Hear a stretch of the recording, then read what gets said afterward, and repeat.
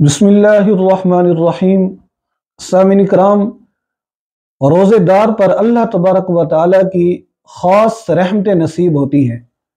جس طرح آپ ڈھال کر دیتے ہیں جنگ میں برستے ہوئے تیروں کے سامنے، اور وہ تیر ڈھال سے ٹکرا کر نیچے گر جاتے ہیں اور آپ کو نقصان نہیں پہنچتا، اسی طرح روزہ بھی ڈھال ہے، جہنم کی آگ سے بچانے والا ہے۔ ایک حدیث پاک میں آتا ہے کہ روزے دار کو دو خوشیاں نصیب ہوتی ہیں۔ ایک خوشی روزے دار کو تب ملتی ہے جب وہ روزہ افطار کرتا ہے، اور دوسری خوشی روزے دار کو تب ملے گی جب روزے کے صلے میں اللہ تبارک و تعالیٰ اس سے اپنا دیدار عطا فرمائے گا۔ تو یہ کتنی بڑی خوش نصیبی کی بات ہے کہ روزے دار کو اللہ تبارک و تعالیٰ اپنا دیدار عطا فرمائے گا روزے کے صلے میں۔ اسی طرح ایک اور حدیث ہے، اور یہ حدیث صحیح بخاری اور صحیح مسلم کے اندر ہے۔ حضرت ابو ہریرہ رضی اللہ تعالی عنہ سے روایت ہے کہ آقا کریم صلی اللہ علیہ وآلہ وسلم نے فرمایا کہ جس شخص نے ایمانی جذبے اور حصول ثواب کی نیت سے رمضان شریف کا روزہ رکھا تو اس کے گزشتہ گناہوں کی مغفرت ہو گئی۔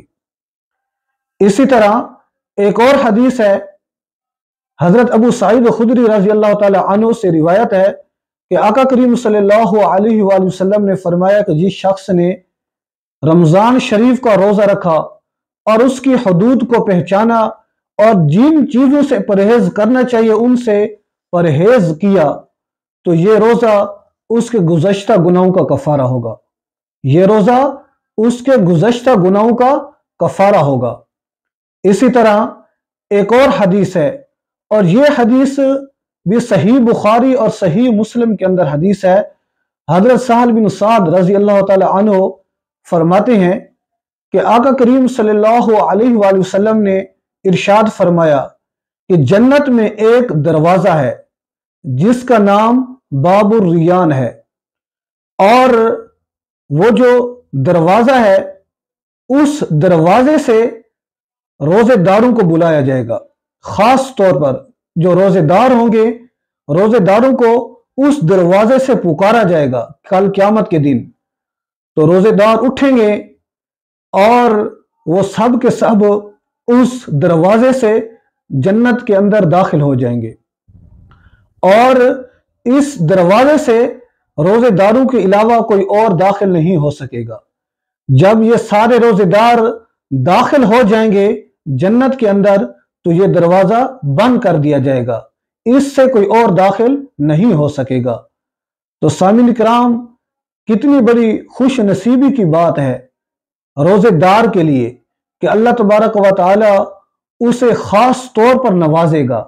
تو دعا ہے کہ اللہ تبارک و تعالی ہمیں اس پہ عمل کرنے کی توفیق عطا فرمائے، اور اللہ تبارک و تعالی ہمیں رمضان شریف کا صحیح طور پر حق ادا کرنے کی توفیق عطا فرمائے، اور اللہ تبارک و تعالی ہمیں رمضان شریف کا صحیح طور پر ادب اور احترام کرنے کی توفیق عطا فرمائے۔